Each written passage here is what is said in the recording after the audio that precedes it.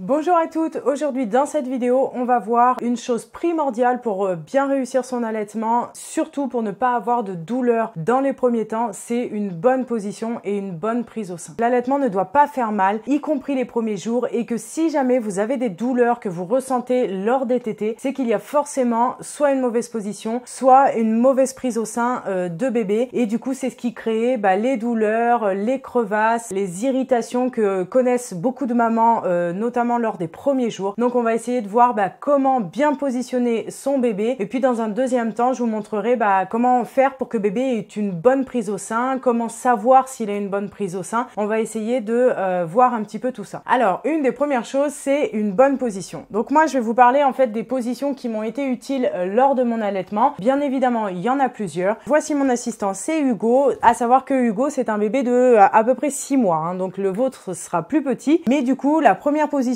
que je vous conseille, c'est la position semi-assise ou BN comme on l'appelle. Je vais vous épargner mon anglais, mais voilà, donc c'est une position qui est semi-assise, donc vous êtes un petit peu incliné comme ça. C'est la position que bébé va prendre en fait instinctivement quand il va sortir de le ventre de la maman. Il va ramper si vous le laissez faire. En général, il rampe jusqu'au sein pour prendre le sein. Donc en fait, c'est une position qui permet au bébé d'être bien stable sur sa maman, donc d'être bien rassuré. Donc vous le prenez avec votre main en dessous sa fesse pour bien le maintenir. Ça vous permet en fait de pouvoir incliner sa tête dans votre coude. Bien évidemment, je vous conseille de mettre soit un coussin d'allaitement, soit des coussins en dessous ou alors un fauteuil avec des rebords pour bien soutenir votre bras. C'est très important. En fait, c'est très important que vous soyez le plus confortable possible. Vous le maintenez comme ça. Et là, ça lui permet en fait d'avoir la tête libre pour qu'il fasse ces petits mouvements en fait comme un petit oiseau, comme un petit pivert, de picotage comme ça pour pouvoir prendre le sein et ensuite boire votre lait. Donc ça, c'est une position super parce qu'en plus vous pouvez lui faire des papouilles pendant qu'il tète, et c'est une position qui est très agréable pour bébé et surtout pour maman, notamment lors des premiers jours après l'accouchement. Et puis la deuxième position dont je voulais vous parler, c'est celle pour la nuit. Alors il y a beaucoup de mamans qui allaitent la nuit de manière couchée en fait sur le côté, et puis leur enfant plaqué contre elle. Alors moi c'est pas une position que j'ai utilisée parce que je me sentais pas très à l'aise, j'arrivais pas bien me caler, j'arrivais pas à rester longtemps dans cette position, et puis il fallait toujours que je maintienne mon sein en dessous, enfin bon bref, ça me créait des douleurs, c'était pas très confortable. Donc en fait moi comment j'ai allaité la nuit? Tout simplement en utilisant cette même position mais encore plus couchée, avec bien calé par plein d'oreillers, de coussins derrière, bien positionné avec des coussins sur les côtés de mes bras, et en fait la même manière je posais bébé comme ça, et franchement on est trop bien pour dormir. Moi je vous la conseille, bébé est super bien aussi. En tout cas c'est vraiment une position top pour la nuit. La dernière position dont je vais vous parler, c'est la position en madone inversée, ce qu'on appelle. Donc c'est une position très utile notamment les premiers jours pour aider bébé en fait à prendre le sein. Donc c'est une position où vous prenez bébé donc avec votre main, vous le soutenez au niveau de la nuque. Vous maintenez votre enfant contre vous. Il faut qu'il soit vraiment à la parallèle en fait, son ventre plaqué contre votre ventre. Vous le maintenez comme ça. Et puis avec votre main en fait, vous allez guider sa tête, non pas plaquer sa tête, mais le guider. Et quand votre bébé va ouvrir grand sa bouche, et bien là vous le rapprochez pour lui mettre votre sein en bouche. C'est très pratique les premiers temps. Ça permet à bébé d'avoir bien, on va voir tout à l'heure, la tête inclinée, le nez dégagé, et puis après vous prenez votre autre bras pour le maintenir ou pour lui faire des papouilles comme vous voulez. Donc ça c'est la position de la madone inversée qui est très pratique les premiers jours et puis après les premières semaines. Voilà, donc on en a d'autres. On a notamment celle qui est utilisée par les mamans qui ont des jumeaux pour allaiter, la position ballon de rugby, ou aussi pour soulager des fois des mamans qui ont des crevasses. Et puis vous avez la position classique de la madone que moi j'ai beaucoup utilisée, mais que j'ai plus utilisée un petit peu plus tard quand mon allaitement était bien installé.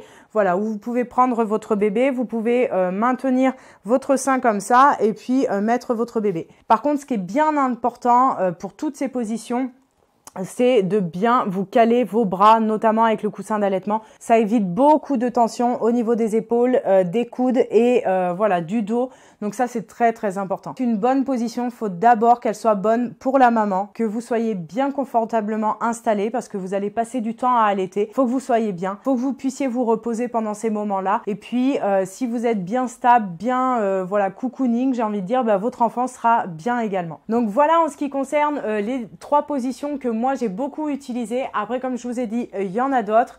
Et maintenant, on va voir comment comment voir si bébé a une bonne prise au sein. Quelles sont les différentes choses à observer pour voir si bébé est bien tète correctement. Alors, il faut savoir que effectivement le réflexe de succion d'un bébé c'est inné, hein, ils naissent comme ça, voilà, c'est une des premières choses qu'ils vont chercher à faire quand ils vont sortir du ventre. Mais il y a des bébés pour qui ça sera très facile de téter et qui vont le faire de suite. Moi, ça a été le cas, c'est vrai pour mes 2 bébés, j'ai eu cette chance-là. Ils ont tout de suite compris le truc et j'ai pas eu besoin de les guider ni même de les aider. Mais il y a certains bébés, du fait de l'accouchement, de la pénibilité ou de la longueur de l'accouchement, de la péridurale, enfin de plein de choses qui rentrent en compte, il y a des bébés qui vont être plus somnolents, il y a des bébés qui vont moins bien prendre le sein, qui vont pas savoir trop faire au début et c'est à nous de les accompagner parce que effectivement c'est un apprentissage pour maman comme pour bébé. Donc rassurez-vous si votre bébé n'est pas un champion de la tétée dès qu'il sort de votre ventre. Mais en tout cas, il est amené à le devenir. Donc une des premières choses à savoir, c'est que bébé doit avoir sa bouche, on va poser Hugo, il doit avoir une bouche grande ouverte. Ça, c'est la première des choses. Il ne doit pas faire mais grande ouverte. Ça, c'est important parce que il faut qu'il ait tout votre mamelon dans sa bouche. Toute la partie de l'aréole presque doit être dans sa bouche. Alors, tout dépend de la taille de l'aréole de la maman, mais c'est important qu'il ait le maximum de sein dans sa bouche, que vraiment tous les canaux lactifères qui sont présents autour du sein soient bien stimulés et que ça ne vous fasse pas de douleur. Car il faut savoir que si un bébé pince le téton ou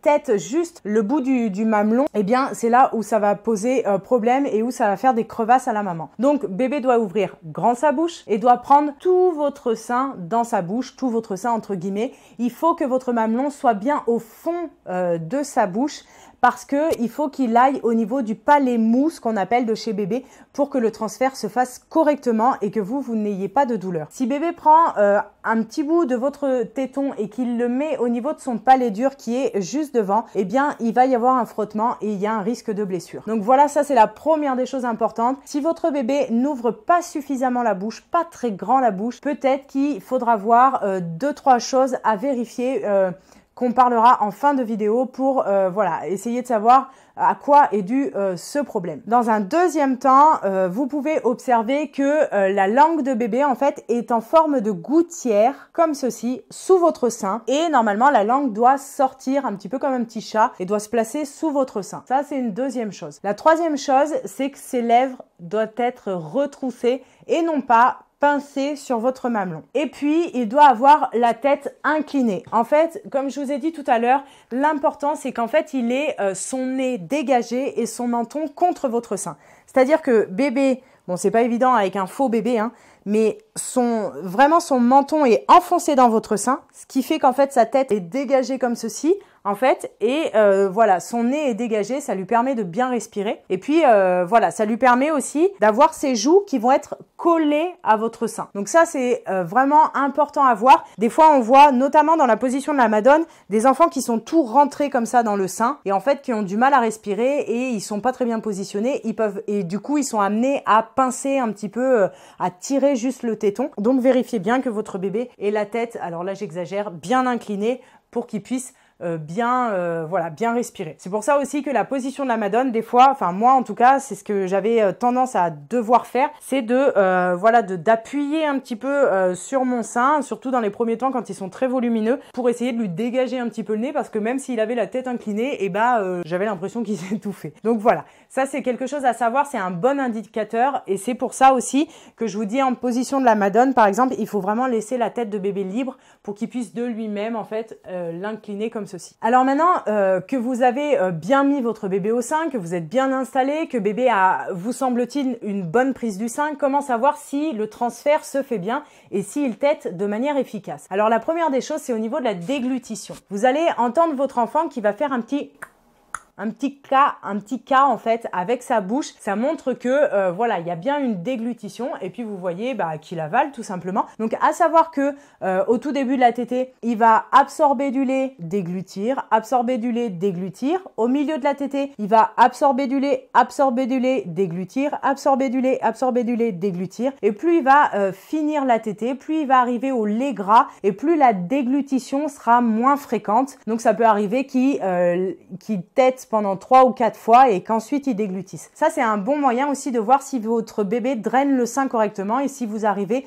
en fin de tétée, notamment pour pouvoir le changer de sein, pour savoir s'il est bien repu, etc. Donc ça c'est un bon indicateur. Sachez aussi que sa mâchoire doit faire des grands mouvements comme ça, comme quand on mastique ou qu'on fait de la gymnastique faciale un petit peu pour se remuscler. Et vous pouvez même voir ses petites oreilles qui vont bouger. Donc ça, c'est important de regarder ça. Et puis, un bébé qui tète bien, c'est en général un bébé repu. Donc, bien évidemment, il faut donner les 2 seins, notamment les premiers jours, les premières semaines pour bien enclencher votre lactation. Mais en général, vous allez voir que souvent, les bébés ont tendance à s'endormir, à être repus, ivres de lait, ce qu'on peut voir aussi chez pas mal de bébés. Et c'est un bon indicateur que voilà, la tétée a été bien efficace et bien finie. En ce qui concerne la position, c'est très important, la prise au sein. Donc, comme je vous ai dit tout à l'heure, si vous mettez toutes ces techniques en place, que voilà, vous commencez à le faire téter, qu'il y a plusieurs tétées et que vous voyez que bébé soit ne sort pas sa langue, soit n'arrive pas à ouvrir grand la bouche. Il peut y avoir plusieurs problèmes à ça. La première, c'est qu'il ait un frein de langue ou un frein de lèvres trop serré, ce qui l'empêche en fait d'avoir les bons mouvements. Et du coup, eh bien, il faut voir un professionnel, que ce soit pédiatre ou ORL. En tout cas,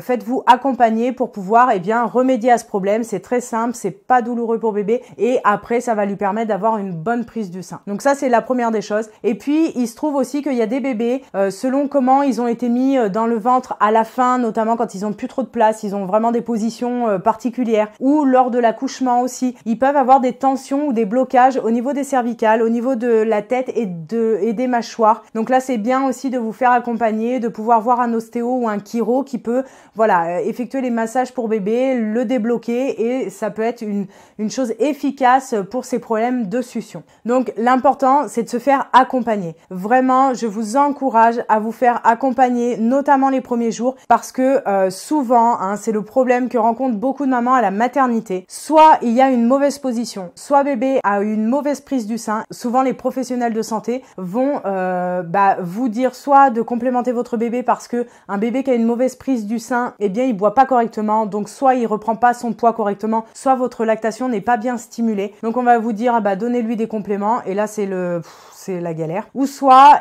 vous allez avoir des crevasses, des douleurs et on va vous dire de mettre des bouts de sein pour vous soulager, ce qui est normal parce que ça fait très mal les crevasses et en fait, ça va être compliqué pour vous parce que le temps de soigner vos crevasses, voilà, vous allez devoir mettre plein de choses en place. Vous n'allez pas pouvoir jouir pleinement en fait de votre allaitement. Ça va pas être simple. Et puis, ça peut mettre à mal votre lactation et ça peut faire aussi que bébé s'habitue au bout de sein et qu'après, il va plus téter sans bout de sein. Donc vraiment, je vous encourage à trouver quelqu'un pour vous aider, quelqu'un de formé à l'allaitement, quelqu'un qui connaît vraiment toutes ces choses-là pour vous aider si vous avez des douleurs. Parce que je le rappelle, l'allaitement ne doit pas faire mal, même les premiers jours. Effectivement, vous pouvez avoir une sensibilité un petit peu particulière, une certaine irritation parce que vos seins, en fait, ne sont tout simplement pas habitués à être tétés, mais vous ne devez pas avoir de douleur qui dure durant la tétée et qui se renouvelle à chaque fois. C'est signe d'une mauvaise position ou d'une mauvaise prise du sein. Donc vraiment, le plus rapidement possible, veuillez remédier à ce problème et vous verrez qu'après, votre allaitement sera bien plus simple, bien plus facile et surtout bien plus épanouissant pour vous et votre bébé. Et puis une dernière petite chose sur le coussin d'allaitement, souvent même dans les cours de préparation à l'allaitement, on voit en fait les coussins d'allaitement et le bébé posé dessus et en fait nous on est juste là pour faire je sais pas trop quoi et en fait c'est pas terrible parce que du coup ça permet pas à bébé d'avoir vraiment cette bonne prise au sein. Donc moi en tout cas c'est ce que j'ai fait, c'est que mon coussin d'allaitement n'a pas servi à maintenir bébé mais plutôt à maintenir mes bras, à me mettre confortablement, à soutenir à la limite voilà un petit peu mes mais non, c'était plus vraiment pour être bien à l'aise, bien installé, pour bien maintenir les bras qui sont très importants. Donc prenez une position confortable, vérifiez bien que votre bébé prenne bien le sein et vous verrez que votre allaitement sera plus facile par la suite. Donc voilà, j'espère que cette vidéo vous aura plu, j'espère que vous aurez appris des choses, que vous pourrez les mettre en pratique. N'hésitez pas surtout à consulter les professionnels qui sont formés à l'allaitement pour vous aider si vous avez la moindre difficulté, c'est super important. Le plus vite sera le mieux pour vous et votre bébé. Et puis, si vous avez des questions, si vous avez des expériences, n'hésitez pas à les mettre dans les commentaires. C'est toujours bon à prendre pour tout le monde. N'hésitez pas à liker ma vidéo si elle vous a plu. Ça m'encourage à vous abonner à ma chaîne si c'est pas déjà fait. Et moi, je vous retrouve dans une prochaine vidéo. Ciao!